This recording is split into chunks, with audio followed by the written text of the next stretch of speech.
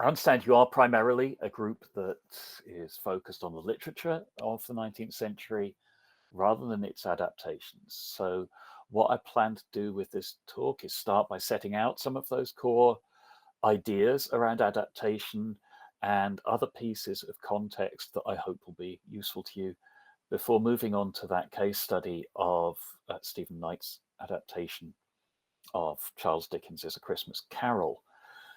Do feel free, though, to ask for any clarifications that would be helpful. And of course, I think we've got a few minutes at the end, depending upon how quickly I talk, for questions and discussion.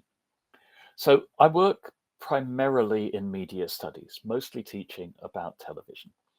So while I have a long-standing interest in literature and literary adaptation to other media, I'm very happy to be corrected or to receive more information and different opinions that stem from other disciplines. So in other words, your literature backgrounds may give you a different perspective than I have on the text. And so I do look forward to learning from you, as well as hopefully providing something you find useful. So when people discuss adaptations, particularly in popular rather than academic discourse, the key question raised is often about how accurate or faithful the adaptation is. This is known as fidelity discourse. The problem with this is that the core process of adapting a text from one medium to another inevitably changes the text. It's an act of interpretation. To put it simply, a novel and a television serialization are not the same thing, and they have different techniques and affordances. Academic adaptation studies, then, has moved away from this fidelity discourse and on to questions of how the different media shape the adaptation and what the effects are of the changes made by each adapter. Why those changes are made for different audiences and for different purposes. In other words, adaptations are considered as readings, as interpretations of the original text. But they may also consider how the original text is used as a way of promoting or framing productions that are very different from the original and may actually have very little to do with it. You can think here about how some adaptations, say, of there was a run of films in the 1990s that were adaptations of Shakespeare or Jane Austen for an American teen audience that had an updated setting. And so selling it as an adaptation was a way of saying this has cultural capital, this has value. One particularly important aspect of media adaptations is that they can usefully be considered as palimpsests. That's where a piece of text is overwritten, scraped away, overwritten, scraped away, overwritten. So you get multiple layers of text and adaptations with each partially visible through the others. A Christmas Carol is a particularly useful example of this because there have been so many adaptations and there are so many different ideas about what A Christmas Carol and its story actually are. So each new adaptation is surrounded by expectations which are built in part from previous adaptations, whether it be Alistair Sim or George C. Scott as Scrooge, or comedic versions such as Scrooged or A Muppet Christmas Carol, or hearing the story read aloud or performed on stage. As the story has become such a key part of Anglophone culture in particular, that means it often appears in brief references, in comedy sketches, in the way that the story structure and core ideas are picked up on, adapted, and echoed in other narratives. Further considerations also need to be made, of course, if an adaptation is being made or received across cultures.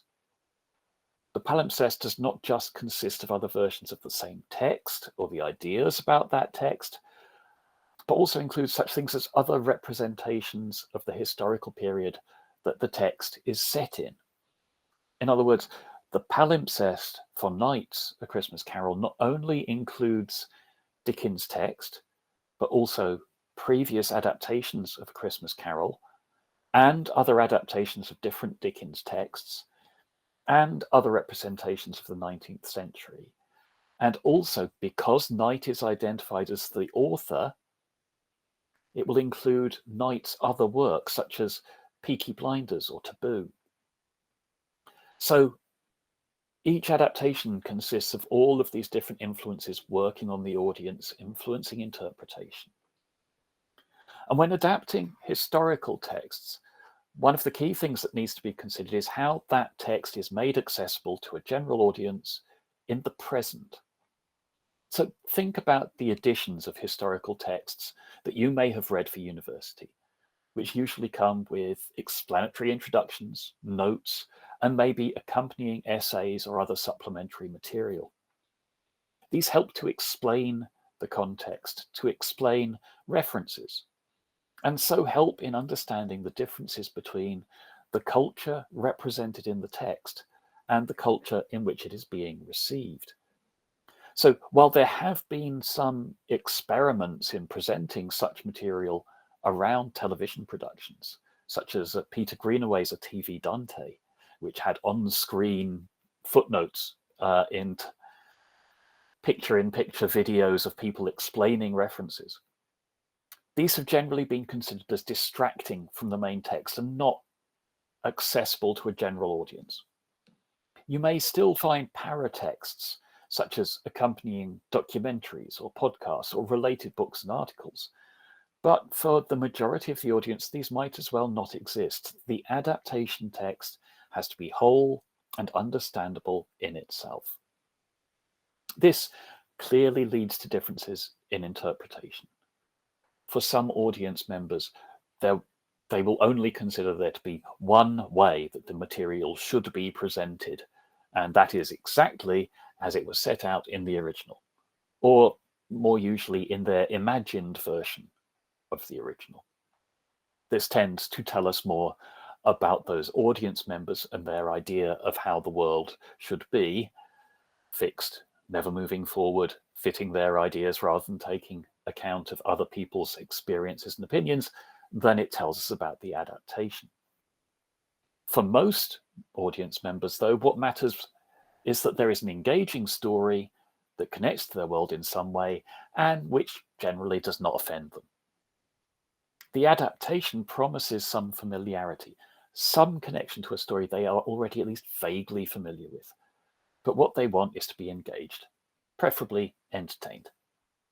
This means making changes because the original will contain references that mean nothing to the average viewer without explanation, or will possibly be interpreted in strictly incorrect ways because the culture has changed.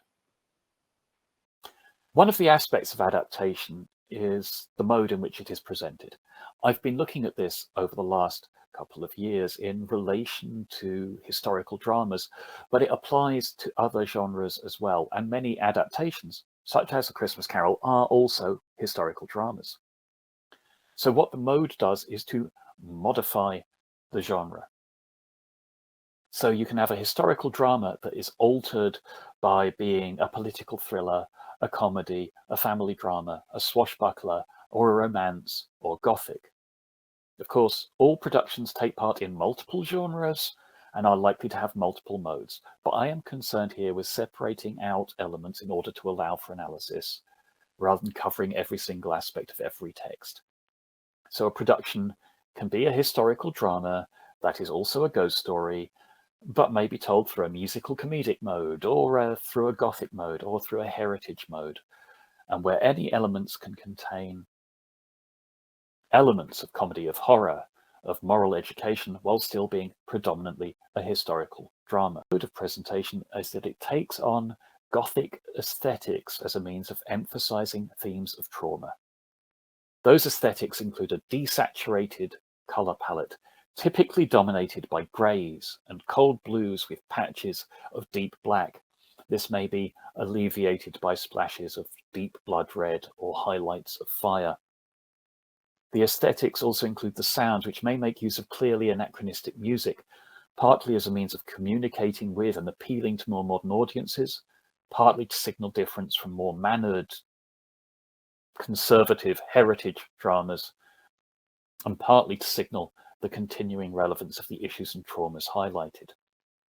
So this is one of the key aspects of these Gothic historical dramas that I'm researching at the moment, and part of Knight's adaptation of A Christmas Carol. They work to draw in the modern audience, to emphasize that the issues covered are not safely tucked away in history, but are still relevant today.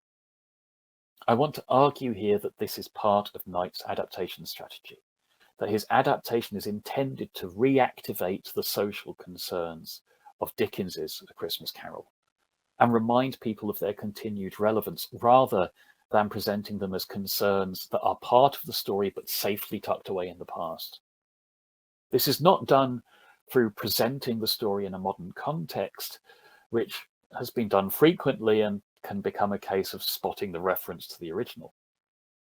It's not done through making extreme distortions to the original, though there are some very significant changes. Instead, it is done by taking the essence of the original and its concern with how the individual is part of wider social issues and how redemption is possible, and representing that story and those concerns in ways that are relevant and accessible now. Knight's A Christmas Carol is an example of a common piece of UK Christmas programming on television, the Prestige adaptation. Christmas is a time when television viewing figures tend to be at their highest, so a time for broadcasters to show off their best, whether that's through Christmas specials of ongoing programs or through productions specifically made for the season, though not necessarily tied to it. While this will include light entertainment in UK programming, at least there's a strand of dramas, arts and factual programming, which have a higher cultural capital. They're considered to be more classy. So this is the time of year when you are more likely to find ballet, opera or theatre productions presented in mainstream television, rather than tucked away in more prestige, lower audience channels. The higher cultural capital programming is partly there out of tradition, including the idea that Christmas is the time when people will take part in cultural activities that they would not otherwise, including going to the theatre or ballet. There's also a sense that it is right to spend at least part of the holiday season engaging with more serious or challenging art as a balance to the fun and frivolity. One particular form of Christmas prestige programming in the UK is the typically 3-part prestige adaptation, which airs over 3 consecutive nights around Christmas Day itself. Although looking at this year's schedules, this seems to be disappearing as budgets tighten and audiences become more fragmented. This turn to culture and prestige can be considered as part of the attempt to have a wide appeal over the Christmas season, but also making particular appeals to tradition and nostalgia. After all, Christmas is often considered to be a time for reflection, for reconsidering the past, whether that is in as simple a form as a review of the year clip show or the monarch's speech to the nation. Of course, when viewed outside of the UK or outside of the schedule, that particular context is lost. But I do think it's an important one because of the way it informs how the production is made. The prestige adaptation demonstrates one of the key aspects of the Gothic historical drama, which is the way in which it can be considered to be challenging the norms and ideas of the period drama. In both academic theory and popular discourse, period drama is often considered to present a sense of stability and comfort, particularly in the form of the heritage drama as defined by Andrew Higson, and then used more widely as an academic concept. This heritage drama presents a historical narrative that's usually based on a literary source, has high production values and a prestige cast. Higson argues that such dramas present a spectacle which can distract the viewer from the social commentary that's often contained in the narrative, and instead reinforces ideas of the national past as stable, attractive, a place and time to be desired. The Gothic historical drama, such as A Christmas Carol, challenges this, instead situating the past as a place and time of horror, and so challenging the idea of the national past as something to be celebrated. The home and hearth are often seen as a place to try to find security from a troubling outside world. That's a common view about fireside tales, that they can provide escapism and comfort, but the fear is also within the home. We cannot keep the world at bay even when we escape into the past. The idea of historical dramas as cozy and safe, and so as something suitable for Christmas, is similarly strong. However, Helen Wheatley's idea of the dark heritage drama challenges this view of heritage dramas as cozy. The Gothic can also be considered to be a particularly domestic genre, with its frequent central concerns with families, inheritance, and homes, adding to its suitability for a time of year that's also commonly focused around ideas of families and homes. I want to build on that to argue that the Gothicized historical drama presents historical trauma and indicates that this trauma is still effective and relevant now. Oh, and it's probably already in the house. One of the aspects of Christmas that make it particularly suitable to ghostly and horror tales stems from its Christian associations. Yes, as a Christian festival, it's a consideration of the birth of Christ, supposedly bringing hope for the future out of the trauma of the past. But there is also the element that Christ is born to die for the sins of everyone else, that there is a somewhat preordained fate. Similarly, Christianity as an organized religion has encouraged the idea of seasonal horror through the popularity of fire and brimstone sermons depicting the torments of hell and the punishment of sinners. And this feeds into Dickens's very Christian worldview about redemption and about the popularity of the Christmas ghost story. After all, A Christmas Carol is subtitled A Ghost Story for Christmas. And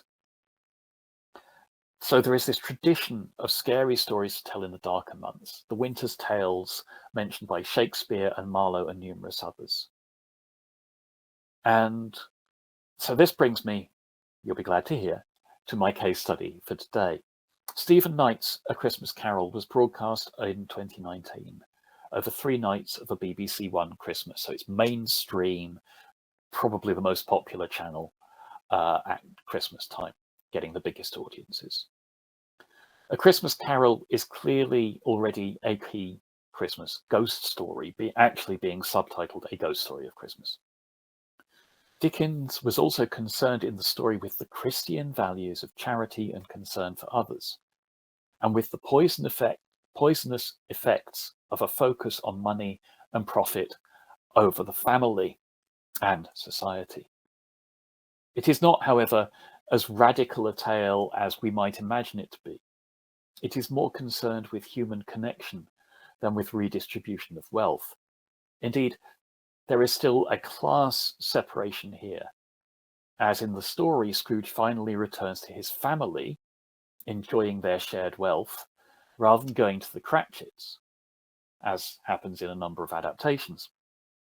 Although Scrooge in the story does promise to raise Cratchit's family and help his family, raise Cratchit's salary and help his family, and promises what is suggested to be a very generous charitable donation. Dickens also does not really explain why Scrooge turned towards profit and away from people in the first place. And while he is presented as having had a sad childhood, it is one that is seemingly recuperated when his father becomes generous. Scrooge is shown to have had a strong role model for a successful employer who is also kind to his workers and highly sociable in Fezziwig. As an adolescent apprentice to Fezziwig, Scrooge is shown to be cheerful and enthusiastic and part of the socializing, even if he and his fellow apprentice are sleeping under one of the counters at the business, as would be common at the time. But somewhere between that and his adulthood, he turns to profit as his core interest for some reason, losing his potential fiancée as a result. And I emphasize that for some reason because in modern drama, we expect there to be psychological reasons for people to change. We expect there to be explanations, to be causes. And so that's part of what Knight does with his adaptation. He provides causes, he provides more psychologically believable or coherent characterization, or at least more clearly explained. Knight's version is more cynical and darker in many ways. And I want to draw out some of the ways that I think this is specifically Gothicized rather than simply being Victorian set supernatural. This means focusing on what changes with the adaptation, which includes narrative, character motivation, and in particular, the drawing out of multiple intersecting social traumas. I also want to emphasize something that connects this adaptation to other work by Knight, particularly Peaky Blinders and Taboo, although you can also see it in SAS Rogue Heroes, This Town, pretty much anything Knight's done, which is that this becomes about the work of redemption. For Knight's Scrooge, redemption is not achieved through a single night of terror, but rather this provides the realization that he has to reform himself and that he can start doing so, but will also have to continue that act of redemption throughout the rest of his life. For Knight's Scrooge, he cannot be forgiven his past sins, but in taking responsibility for the consequences of his actions, and so acting in a way that the consequences will be positive rather than negative, he has the potential to rebalance the book somewhat. In the Gothic historical drama, the traumas of the past can never be completely healed, but there is the potential to begin the process of healing through understanding and acceptance of responsibility. I also mentioned that this Gothicization is not just a matter of themes, but of aesthetics. This Christmas Carol is reduced almost to monochrome, with blacks, greys, and blues against dingy snow, with only small flares of fire or candlelight. This means that large blazes stand out even more, but they are hellish fires rather than sources of comfort. The ghost of Christmas past tends an ongoing bonfire fueled by the Christmas trees and discarded presents of previous years. Marley is fitted with his chains in a foundry lit by a hellish orange glow, which is later echoed in showing a vision of a burning factory with many screaming injured.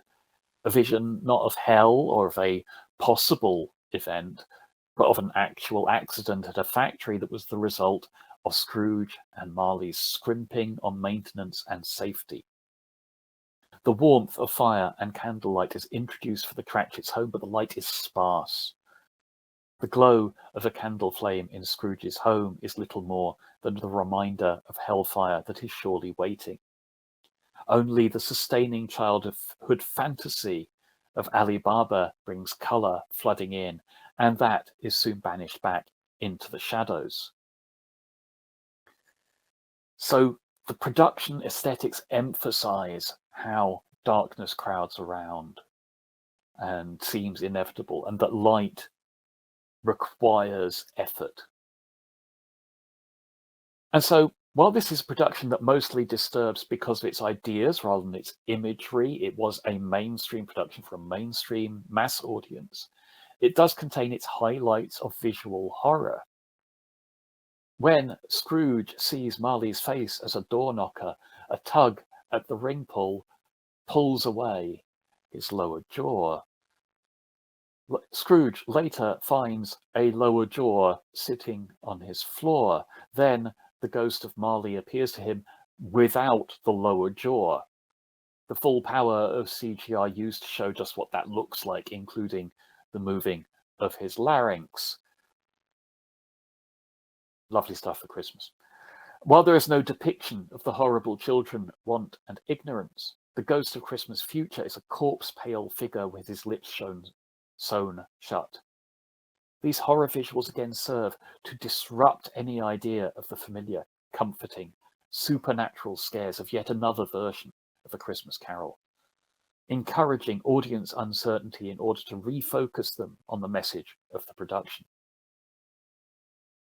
Knight opens his version on the eve of Christmas Eve, 1843, the year in which A Christmas Carol was first published. A young, scar-faced man urinates on the gravestone of Jacob Marley, calling him a skinflint old bastard, and establishing immediately that this is not a cosy heritage production, but rather a version that wants to engage the viewer rather than keep them at a comfortable, familiar distance. This is a common approach with these Gothic historical dramas, particularly in their use of language or presentation of behaviours that we do not associate with the cliche of the polite costume drama, and particularly in the case of adaptation of familiar texts. It's a way of breaching that attractive pictorial approach identified by Higson as a surface that discourages deeper engagement. We will later learn that the man is from a Welsh mining community that depended on a mine that suffered a terrible disaster one Christmas Day because Scrooge and Marley had cut costs on timber to shore up the mine works. We move down through the ground to find Marley in his grave. Then the urine drops onto his face and he moves, shouting, "Why can't I rest in peace? The inscription clearly states, 'Rest in peace.'" But there is no peace to be had here when guilt is carried and there is work to be done. And that work is to warn Scrooge of what is to become and to begin his reformation. I mentioned that the Gothic historical drama is based around trauma, and particularly trauma that continues into the present. The obvious trauma of A Christmas Carol is that of poverty, but Knight multiplies the traumas. In particular, this is a story about the trauma of exploitative capitalism and the many other traumas that result from this central cause. It shows the results of an attitude where anything can be bought and sold, anything given a monetary value or cost, everything is reduced to numbers, nothing else matters. It also shows that this is an attitude that itself results from trauma, that the central trauma reproduces itself and that it is still an issue today. So Scrooge is introduced to us as a man who is tormented by the need to record details of the world around him, particularly in terms of numbers. The number of cries from the rag and bone man, the number of times the wheels of the cart turn, the number of calls from the roast chestnut seller. He is using this information to provide a detailed complaint, but there is a strong sense that it stems from a deeper cause. Scrooge is keeping the reality of the human world at bay by reducing it to numbers, turning the uncontrollable into something controllable, quantifiable, neatly recordable, in what we today might see as the logic of algorithmic capitalism, and as a sign of Scrooge's own past trauma. What this trauma is revealed through Scrooge's time with the ghost of Christmas past. This ghost appears to him in a number of guises, where in Dickens it is a pale, glowing figure bearing some resemblance to a large candle. In Knight's version, the ghost explains that it is Scrooge who gives it form, indicating that this is not a spiritual but a psychological examination. The ghost is first represented by Erasmus, a pet mouse who Scrooge describes as the best Christmas present I ever had, given to him by his sister. Then the ghost is represented by his father, who states there are no such things as gifts, only debts incurred. Scrooge's father saw the world as a fight and himself as a victim, denied his rightful social and economic place, and rejecting the idea that he played any part in this by spending his money on drink. The father kills Erasmus, the pet mouse, as we see enacted as a shadow on the wall of Scrooge's bedroom. It was to warn a child, Ebenezer Scrooge, against unprofitable affections, a lesson that Scrooge learned well. The ghost of Christmas past also takes on the form of Scrooge's only friend, Ali Baba, an illustration, a fantasy. This version takes Scrooge back to his boarding school, reminding him that he visits this place many times in his dreams, as he also revisited the killing of the mouse Erasmus by his father. So these are not traumas that are being reawakened by the ghost, but traumas that Scrooge himself keeps on revisiting and re-experiencing, that are still active in shaping him. In this way, they echo the ways that the wider and deeper traumas of exploitative, imperialistic capitalism continue to be active, revisited and re-experienced, shaping the present, whilst also being psychological aspects of Scrooge's personality. In Dickens's original, The Ghost of Christmas Past also takes Scrooge to the day in his childhood when he was left at the school after his friends had gone. They see, and Scrooge remembers, that this year Ali Baba did appear to Scrooge outside the window, along with various other figures from the stories of his childhood, in a burst of nostalgia that makes Scrooge pity his young self and express regret at not giving something to a young caroller who had called on him earlier. The ghost then moves things on a year when the school is even more decrepit and Scrooge is visited by his sister, but here she is younger than him, while in Knight's version she is older. In Dickens, she's referred to as Little Fan, while in Knight she is Lottie. In Dickens, Scrooge returns home because their father is so much kinder than he used to be, and it appears that their father may have been neglectful in the past but has managed to change his ways. But in Knight's adaptation, Scrooge has been left at the school every year over Christmas because his father struck a deal with the headmaster. The boy is left to be sexually abused by the master, and no school fees will be due. We are shown Lottie appear to save her younger brother, pulling a pistol on the master, telling him not that their father is kinder, but that he is gone. But the damage of the abuse has been done. Scrooge has lost innocence and trust, and as he later states that he has no sexual interest in anyone, it is likely we're supposed to understand that the abuse has damaged his ability to form romantic and sexual attachments. What Scrooge has learned is that everyone and everything, including himself, is a tradable commodity. The Ghost of Christmas Past shows Scrooge the effects of his successful focus on profit. First, the Scrooge and Marley anthracite coal mine in Wales, one of their most profitable ventures, where they cut costs by cutting down on the use of oak timber to support the roof, and the mine collapses on Christmas Eve. Scrooge is shown another Christmas Eve, a cotton mill. Scrooge and Marley blackmail the mill owner into selling them the mill for a cut-down price, or they'll turn him over to the revenue's militia, or the criminal his father owed money to from gambling debts. They buy the mill, sell it for 10 times the amount, and have it demolished, turning a healthy profit and losing all workers their jobs on Boxing Day. The ghost shows him a past he could have had with Elizabeth and his children. He echoes Scrooge's comments about how many happy Christmases are lies and asks, "Do you see any beasts here?" He's also shown the birth of Tim, whose illness he saw as an opportunity 3 years later, when Mary comes to him asking for money.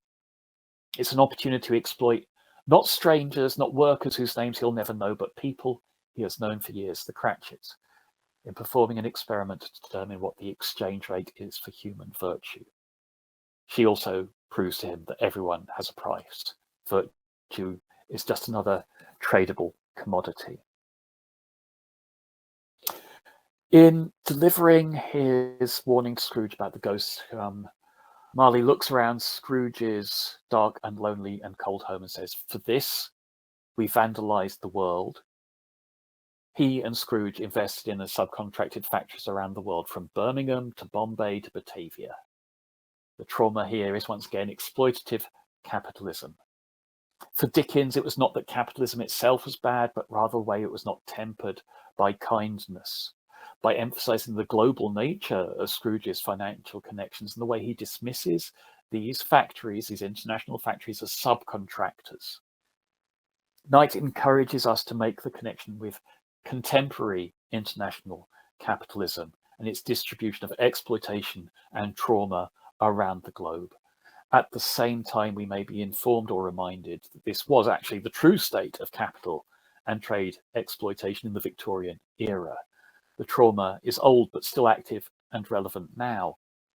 That Dickens did not emphasize it in such a way may have been because, as Grace Moore has argued, he was not particularly interested in empire, but more in the social issues at home in England, even while he remained eager to censure slavery and cruelty wherever he perceived it.